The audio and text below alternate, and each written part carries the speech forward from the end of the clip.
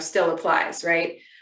So as you saw in the video that Sean shared, the current threshold when someone has a non-designated structure in McLaughlin, and they want to build an addition to it, if that addition is 30% or more of the original square footage, it triggers that historic review, and then that they need to meet historic design guidelines.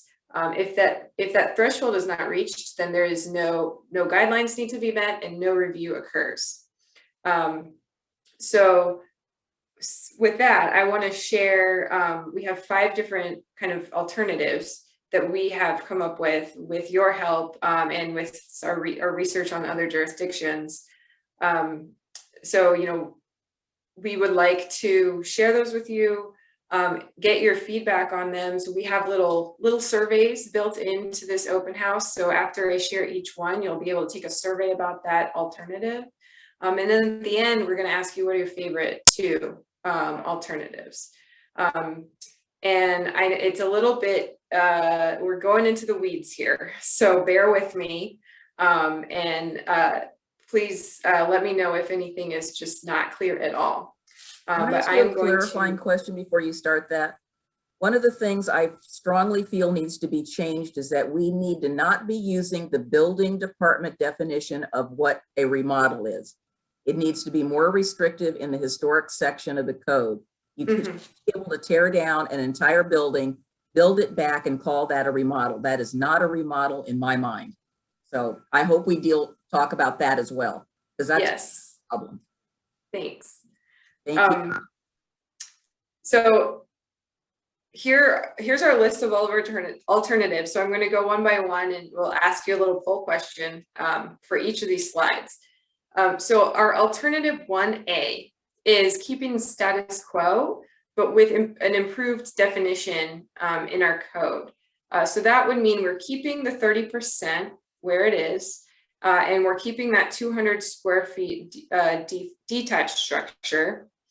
And the improved definition would be to define the floor area. When we're talking about 30% floor area, we're only looking at above ground finished space. So if the house has a finished basement, if it has attic space that's not finished, if it has a garage that's attached, as many non-designated structures do, then that will not be counted in the square footage. So the way this works is, you have let's just say it's a pretty large home, so 2,000 square feet.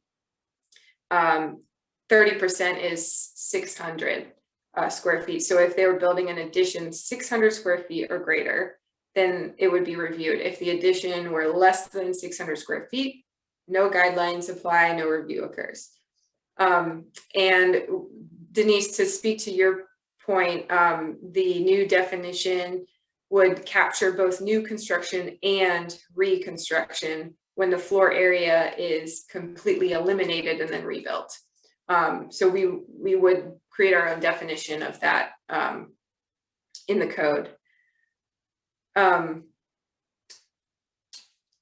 So Sean, if you we don't have, I'm sorry, our polls are going to come in a minute when we talk about the evaluation criteria. I'm going to just walk through the alternatives first. So I apologize for that. So the second alternative is to reduce the percentage in the existing code to 20% with the same improved definition. So we'd just be lowering the 30% to 20%. So your 600 square foot addition on that 2,000 square foot house now becomes 400 square feet. Alternative 2 is to just use a flat square footage. So instead of using a percentage, we just say anything larger than 350 square feet gets reviewed. 350 for residential uses, and then of course we have a lot of non-residential buildings in the district, and we would apply a 1,000 square foot flat square footage for additions to those structures. Alternative 3 is to look at the height. So we would combine 1A or 1B. So we still look at any additions, 30% or 20%. But then if there were some work being done on a home that increased the height taller than 25 feet, no matter how big that addition is, it could just be 100 square feet. But if it's going up above 25 feet, then we would review that. Alternative 4 would be a combination of 1A and 2, where we say review is required if the addition is 30% or greater of floor area or 350 square feet, whichever is less. So we have a precedent of using this in our code for other purposes. For example, when we were talking about the size of an accessory dwelling unit, we say 800 square feet or 60% of the primary structure, whichever is less. So this is a slightly more complicated option, but there is precedent for that. So we also, here, those are our 5 alternatives. We considered some other ones that didn't make the cut, and those are reducing the percentage in the existing code to 10%. We rejected that because that could require review for some very small additions, especially on very small structures. And that gets into the realm of treating non-designated structures more like designated structures. And what we heard from a lot of folks that we interviewed was that would be a little bit too burdensome. Adding a type 2 review process, so a staff level review for some of these structures, we rejected that because it would require writing new code for clear and objective standards.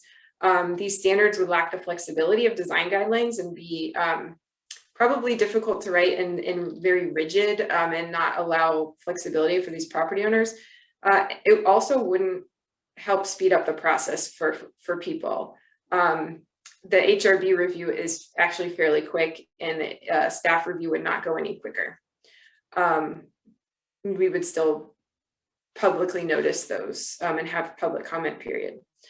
The third one that we rejected was any addition on the front of a building would be reviewed no matter how large it was, and that was rejected because we thought it can lead to confusion for property owners and for staff to define what is considered an addition on the front.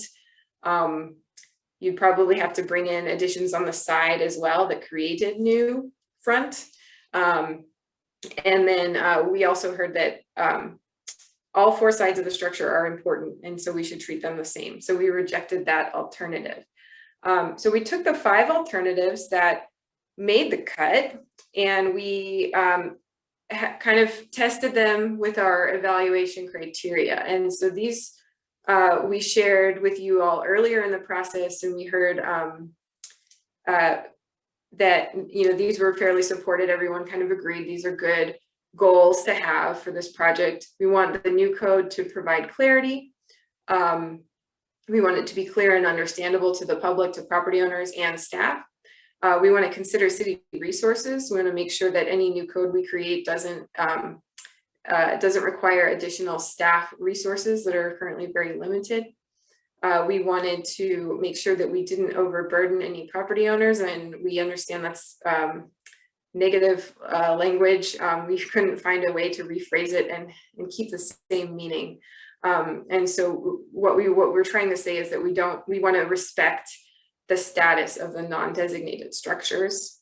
And lastly, we of course want to maintain historic integrity in the district and have review thresholds that will accomplish that and ensure compatibility. So the way, what this evaluation looks like when we test all of these alternatives against that criteria, and I don't mean for you all to read this, so please don't try to read it.